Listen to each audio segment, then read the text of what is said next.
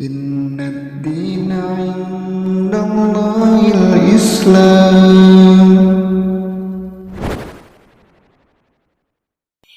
Assalamualaikum warahmatullahi wabarakatuh.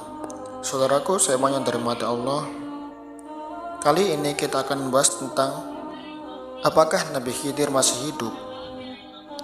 Fenomena ini termasuk tema debat yang kerap diperbincangkan masyarakat akar rumput atau awam. Maklum saja, karena masyarakat kita umumnya baru mentas dari budaya animisme, sehingga masih sangat gandrung dengan hal berbau klinik. Kendati pun hegemoni teknologi sudah merebak luas, namun semangat mengupas kejadian mistis tidak bisa ditinggalkan. Keadaan akan menjadi ringan ketika masyarakat bersedia untuk mengembalikan masalah akidah ini kepada ulama dan merujuk kepada sumber berita yang mutlak sebenarnya, Al-Quran dan hadis. Akan tetapi, sangat disayangkan, banyak masyarakat kita yang justru mencari jawaban hal yang berbau mistis dan misterius ini ke primbon atau kiai yang masih demen dengan klinik. Apakah Nabi Khidir masih hidup? Berikut keterangan dari Dr. Umar Sulaiman Al-Ashqar dalam buku beliau Ar-Rasulu war Risalat.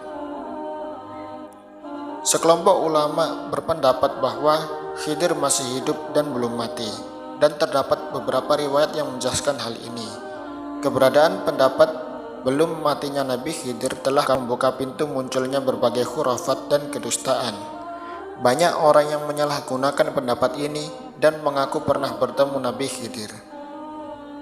Dan beliau memberikan beberapa nasihat serta menyampaikan beberapa perintah. Kemudian mereka meriwayatkan berbagai cerita aneh tentang Nabi Khidir dan berbagai berita yang diingkari secara logika yang sehat.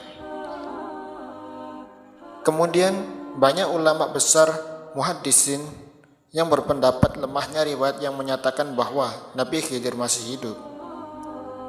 Di antara ulama hadis yang melemahkan riwayat ini adalah Imam Bukhari, Ibnu Dihyah, Al-Hafiz Ibnu Katsir, dan Al-Hafiz Ibnu Hajar Al-Asqalani.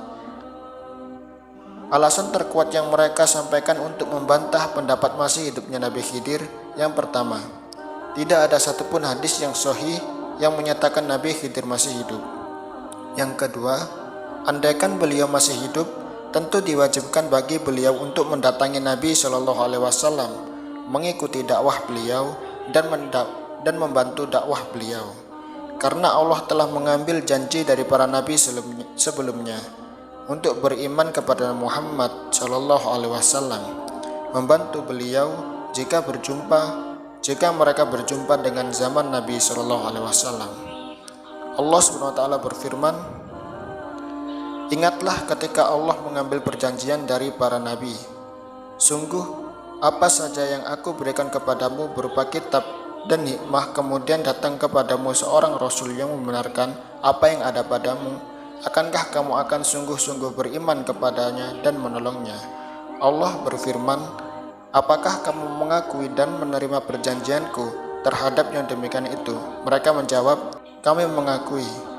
Allah berfirman, kalau begitu saksikanlah wahai para nabi, dan aku menjadi saksi pula bersama kamu. Quran Surat Ali Imran ayat 81.